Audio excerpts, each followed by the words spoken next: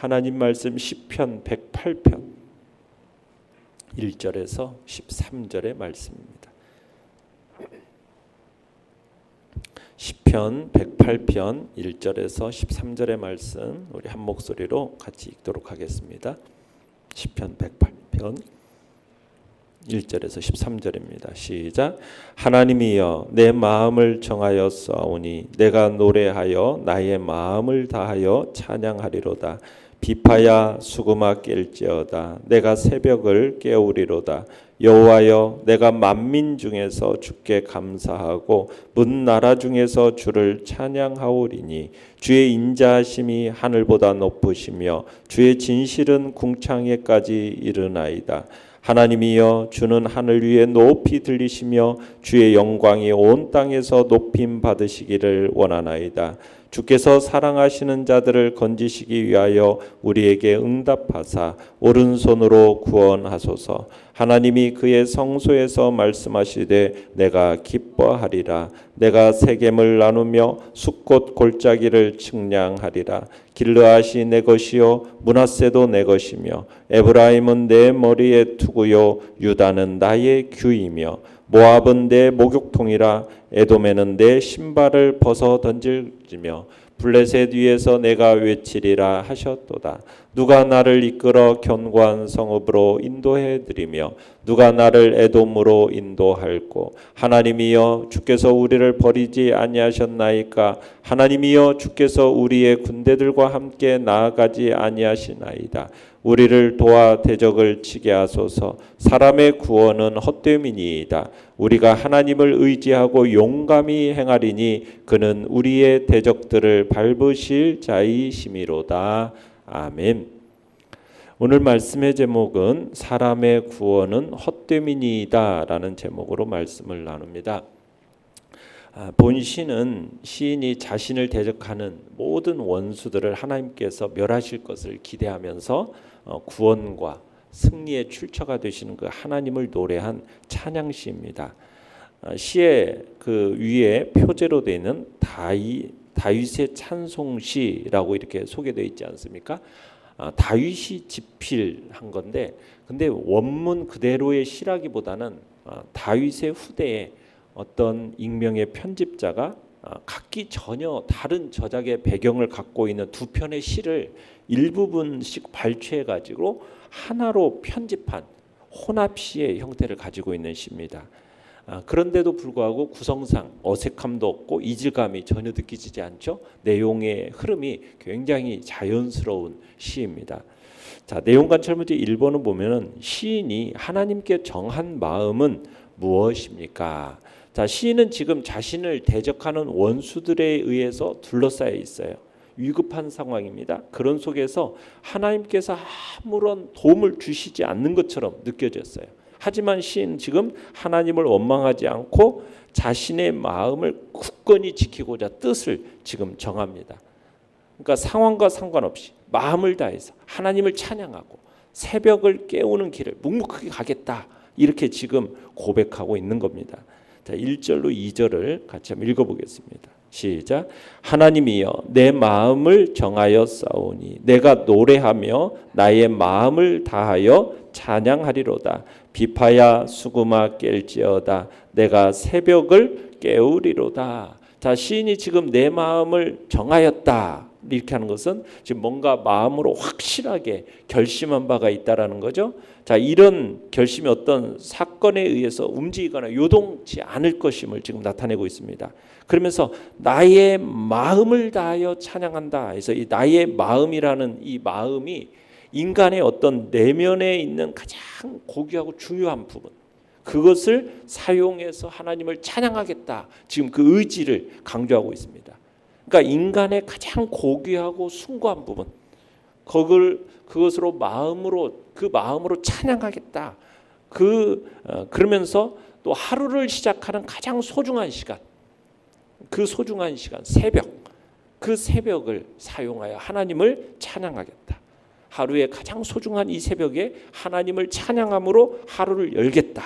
지금 이렇게 마음을 정하고 나아가는 것을 보게 됩니다. 자, 그러면서 3절로 5절을 한번 읽어보겠습니다. 시작. 여호와여, 내가 만민 중에 주께 감사하고 문 나라 중에서 주를 찬양하오리니 주의 인자하심이 하늘보다 높으시며 주의 진실은 궁창에까지 이르나이다. 하나님이여, 주는 하늘 위에 높이 돌리시며 주의 영광이 온 땅에서 높임 받으시기를 원하나이다. 자, 앞에 1절 2절에서는 하나님의 구원을 확신한 자가 여호와의 찬양을 결단한 그런 내용이라면 3절로 5절은 구원을 확신한 자의 찬양의 내용입니다. 찬양의 내용. 그러면서 내가 만민 중에 그리고 문 나라 중에, 그러니까 감사의 찬양의 범위가 개인과 이스라엘을 넘어서서 온 민족에게로 지금 확대되는 거죠. 그러면서 여호와를 감사한다, 찬양한다. 이 감사와 찬양은 어떻게 보면 손등을 사용해서 온몸으로 감사하고 찬양하겠다라는 어떤 보다 적극적인 감사와 찬양의 의미를 지니고 있습니다. 그러면서 주의 인자하심이 하늘보다 높으십니다. 이 하늘보다 높다는 얘기는 주의 인자하심이 무한합니다라는 뜻이죠. 그 다음에 주의 진실은 궁창에까지 이릅니다. 이것도 주의 진실 역시 주의 인자하심처럼 무한합니다. 하늘에 미칠 만큼 고귀하고 숭고합니다. 이런 의미예요. 이 5절에서 하늘이라는 말은 뭐냐면 인간이 상상할 수 없는 최고의 상태, 그것을 이제 하늘로 표현하고 있는 거고요. 그 다음에 온 땅에서는 하나님께서 창조하신 만물보다도 뛰어난 그 하나님의 우월성을 지금 나타내고 있는 겁니다. 온 땅에서 높임 받으시길 원한다. 하나님이 우월하신데 창조하신 모든 것보다도 뛰어난, 만물보다 뛰어난, 그래서 높이 들리시며, 이 높이 들리신다라는 이 말 속에는 바로 누구를 높인다는 겁니까? 하나님, 주의 영광, 그죠? 그러니까 시인은 지금 어떤 상태라고 얘기했습니까? 지금 대적들에게 둘러싸여 있고 위급한 상황이에요. 그러면은 우리는 뭘 기도해요? 그냥 나의 위급한 상황을 어떻게 하면 모면할까라는, 그게 우리의 기도 제목이 주로 되지 않겠습니까? 그런데 시인의 이 소원을 보면은 자신을 위한 어떤 소원이라기보다는 성숙한 신앙인으로서 어떤 자신의 안전, 자신의 번영, 위협으로부터의 어떤 구원, 이걸 앞세우는 게 아니라 가장 먼저 뭘 하고 있습니까? 여호와 하나님께 찬양과 영광을 돌리고 있는 거예요. 하나님의 영광이 받으셔야 합니다. 이것을 기원하는 것을 먼저 하나님 앞에 올리는 시인의 마음을 보게 되는 겁니다. 자, 내용 관찰 문제 2번을 보시면 시인이 하나님께 드린 기도의 핵심 내용은 무엇입니까? 핵심 내용.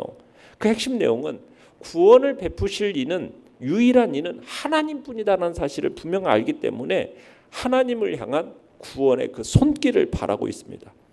그러니까 눈에 보이는 사람의 도움으로는 이게 구원의 문제가 해결되지 않음을 알기 때문에 하나님을 의지하고, 그리고 용감하게 행하겠다, 이런 다짐이 기도의 핵심의 내용입니다. 자, 6절을 읽어보겠습니다. 시작. 주께서 사랑하시는 자들을 건지시기 위하여 우리에게 응답하사 우리의 오른손으로 구원하소서. 지금 하나님께 구원을 호소하는 거죠. 그러면서 오른손으로 구원하여 주시기를 지금 호소하고 있어요. 이 오른손으로 구원해 달라는 얘기는 뭐냐면 하나님의 그 놀라우신 능력으로 구원해 달라, 지금 이런 의미입니다. 자, 그러면서 7절로 9절을 또 읽어보겠습니다. 시작. 하나님이 그의 성소에서 말씀하시되 내가 기뻐하리라. 내가 세겜을 나누며 숫꽃 골짜기를 측량하리라. 길르앗은 내 것이요 므낫세도 내 것이며 에브라임은 내 머리의 투구요 유다는 나의 규이며 모압은 내 목욕통이라. 에돔에는 내 신발을 벗어 던질지며 블레셋 위에서 내가 외치리라 하셨도다. 지금 이 7절로 8절은 하나님께서 당신의 백성들에게로 주기로 약속하신 그 가나안 땅, 그 가나안 땅의 지명들 구체적으로 언급하면서 그 땅이 이스라엘에게 주어진 땅임을 이렇게 제시하고 있습니다. 보면은 세겜, 숫꽃, 이 두 장소를 얘기하는 거죠. 이 두 장소는 하나님의 약속에 따른 전체 땅을 대표하는 이름입니다. 그래서 세겜을 나누고 숫꽃 골짜기를 측량한다. 이게 뭐냐면 하나님의 약속을 따라서 가나안 땅 전체를 정복할 것이다라는 그런 의미가 들어있는 거예요.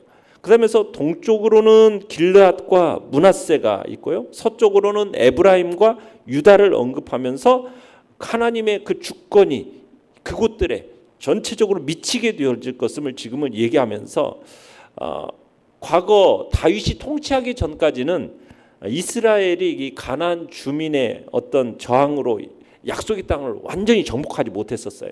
그런데 다윗 대에 이르러서 이제 가나안 땅에 남은 거민들을 완전히 축출하고 무력화시키면서 그 땅에 대한 하나님의 그 약속이 분명하게 확립되었거든요. 그래서 에브라임이 내 머리에 투구다. 에브라임이 어디 있냐면 가나안의 중앙에 있어요. 중앙.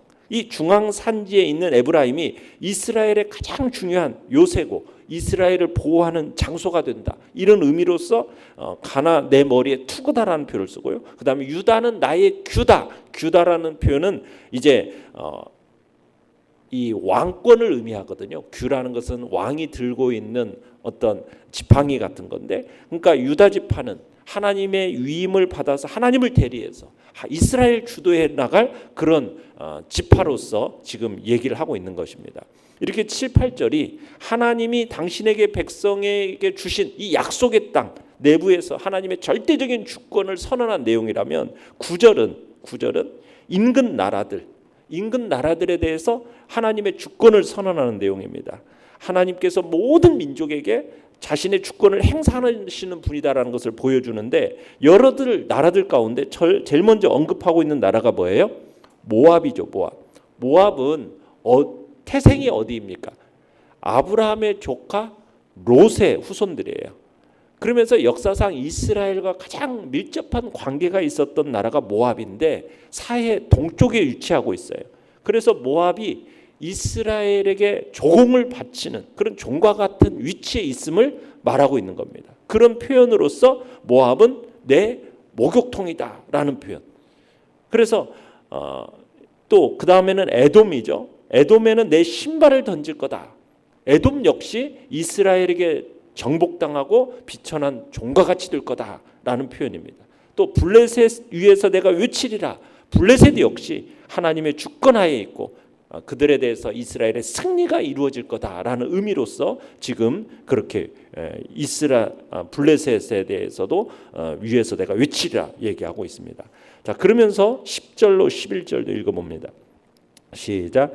누가 나를 이끌어 견고한 성읍으로 인도해 드리며 누가 나를 에돔으로 인도할꼬. 하나님이여 주께서 우리를 버리지 아니하셨나이까. 하나님이여 주께서 우리의 군대들과 함께 나아가지 아니하시나이다. 자, 여기서 보면은 뭐뭐 할꼬 뭐뭐 하였나이까 이렇게 수사 의문문을 사용하면서 하나님 외에는 이스라엘에게 승리를 줄 자가 없다.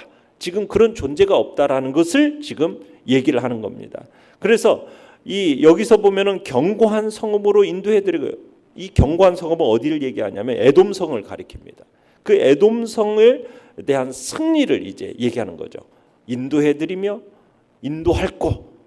그러니까 하나님께서 에돔에 대한 승리. 어떻게 보면은 이 견고한 성읍이라는 것은 이 에돔성이 암벽 지역에 위치해 있어서 정말 함락하기가 힘든 그런 성이었어요. 그런데 누가 나를 에돔으로 인도할꼬? 누가 그러시겠다라는 거예요. 하나님께서 그렇게 인도하셔서 에돔에 대한 승리를 주실 것이다라는 그런 얘기를 하는 것이죠. 그러면서 하나님의 도움 없이는 어떤 것도 불가능하다. 그런 그 심정을 토로하면서 하나님이 도우셔야만 합니다라는 어떤 반어적인 어법을 사용하면서 지금 얘기하고 있는 겁니다. 그리고는 12절, 13절을 읽어보겠습니다. 시작. 우리를 도와 대적을 치게 하소서. 사람의 구원은 헛됨이니이다. 우리가 하나님을 의지하고 용감히 행하리니 그는 우리의 대적들을 밟으실 자이심이로다. 자, 하나님의 구원만이 이 난관으로부터 벗어나게 할 수 있는 유일한 길입니다라는 것을 강조하고 있는 거죠. 사람의 구원은 헛됩니다. 사람이 구원하려는 이 행위라는 것은 무가치합니다.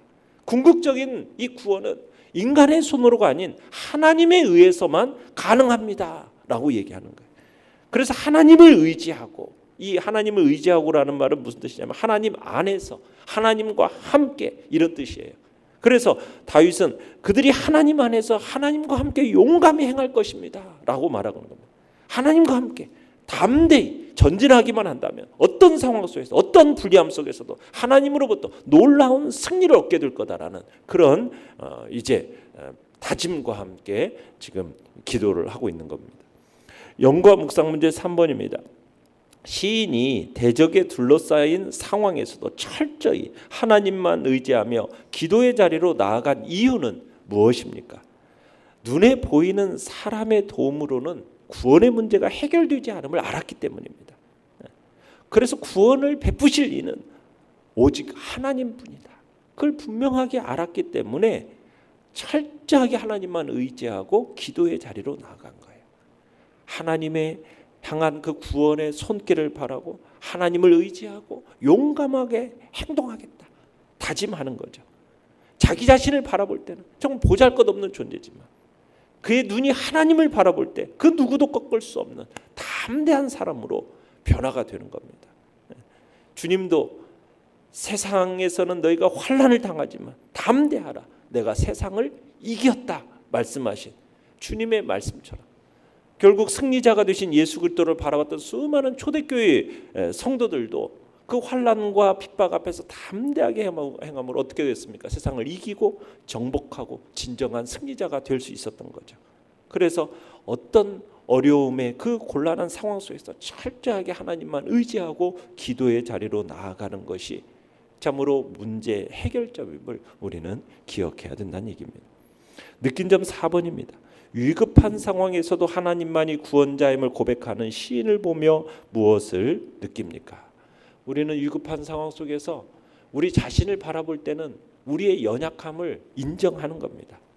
그리고 오직 나의 구원을 오직 하나님만이 나의 유일한 구원자이심을 고백을 하고, 그렇게 하나님만을 의지하고 나아갈 때 하나님께서 주시는 소망으로 흔들리지 않을 수 있음을 우리는 느끼는 거죠. 오직 하나님만이 구원이시고 오직 하나님만이 요새라는 이 고백, 이게 위기로부터 벗어날 수 있는 유일한 길임을 우리는 기억해야 할 것입니다.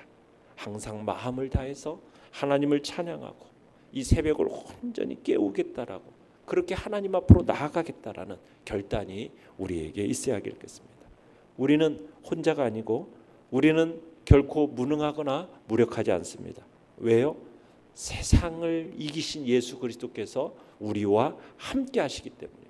우리의 걷는 걸음걸음마다, 우리가 나아가는 길마다 강하신 주님의 손이 우리와 함께 하시고 우리를 위해 싸우심을 믿으시길 바랍니다. 그러기에 우리는 담대하게 나아가는 것입니다. 주님과 함께 나아갈 때 승리는 우리에게 보장이 되어 있습니다. 대적을 밟을 것입니다. 그런 복된 은혜가 우리에게 있음을 오늘 시편은 우리에게 지금 강변하고 있는 것입니다. 결단과 적용 5번입니다. 위기가 닥쳤을 때 하나님이 아닌 다른 방법으로 해결하려 했던 경험은 무엇입니까? 하나님께서 도우시지 않는다라고 느낄 때라도 하나님을 의지하기 위해 결단할 부분은 무엇입니까? 우리가 사람의 구원은 뭐라고요? 헛되다라는 겁니다. 그래서 그 문제 앞에서 우리는 사람을 찾지 말고 우리는 어떻게 하겠다?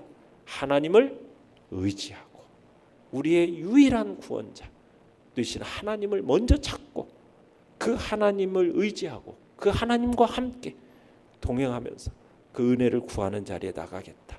이 결단이 우리 안에 있어야 하겠습니다. 오늘의 기도 같이 읽겠습니다. 시작. 문제 앞에서 사람을 찾지 않고 가장 먼저 유일한 구원자이신 하나님을 구하게 하소서. 아멘. 말씀을 생각하며 기도하시고요. 연약한 우리의 지체들을 위해서 기도해 주시며 이 나라와 이 민족을 놓고 하나님의 긍휼과 자비가 이 민족 가운데 나타나도록 속히 이 혼란한 상황들을 주님 안정화시켜 주시라고. 그리고 오늘 수요 예배 가운데도 하나님의 풍성한 은혜와 자비하심을 구하면서 주여 우리 3번 부르짖며 나갑니다.